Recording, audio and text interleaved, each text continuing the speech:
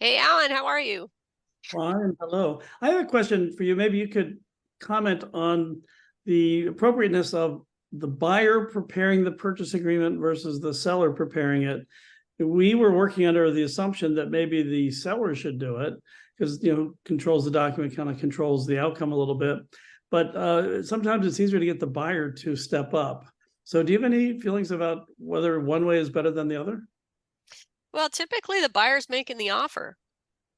Mm-hmm. So it makes sense to me usually to have the buyer, I mean, it, depending on the size of the deal, and if you're using a standard purchase offer agreement or purchase agreement, like what's in SkySlope as far as the asset purchase agreement goes, you know, I would typically fill that out for a buyer on their behalf based on, have them on the phone and walk through it. Okay, what do you want?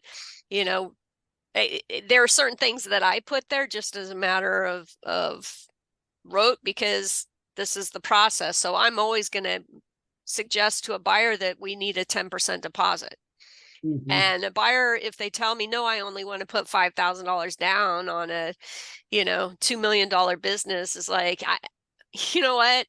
You can write that. I can put that on the purchase agreement, but I can assure you that the seller is not going to accept that. So you got to get serious here. And if it's a $2 million deal, then instead of 10%, I might just put $100,000 and max it out. But I'm not ever going to put 5,000, on that size deal. So within reason, you do things. Due diligence periods, a lot of times they don't really have an idea, so they're open to recommendations. So the things that you go through, you're talking to them about it. Escrow companies, most of them don't have an escrow company they work with because, yeah, but you probably do if you've done enough deals. So yeah, so I usually prepare it for the buyer while they're on the phone and then send it to them for their review and then set it up for digital signature. Then once they've signed it, I turn around and send it over to the seller and for them to review and schedule a phone conversation to walk through it with them.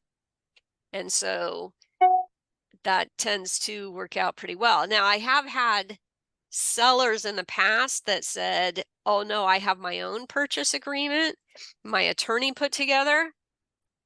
And so I've looked at those before, sent it over to a buyer with a recommendation that they hire an attorney to go through it with them, because typically if an attorney prepared the purchase agreement, particularly if the seller's attorney prepared the purchase agreement, it's extremely one-sided.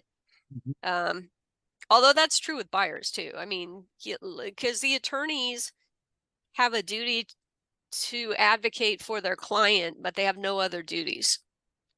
So as real estate agents, we have a duty of, well, we have a fiduciary duty to our client, and we have a duty of honesty and fair dealing with the other party. Mm-hmm. And if we're a dual agent, we have fiduciary duties to both. But attorneys are not like that. So attorneys have a duty to advocate for their client and a duty of loyalty to their client, and that's it. They don't have duties to anybody else outside of that. So honesty and fair dealing, good luck with that.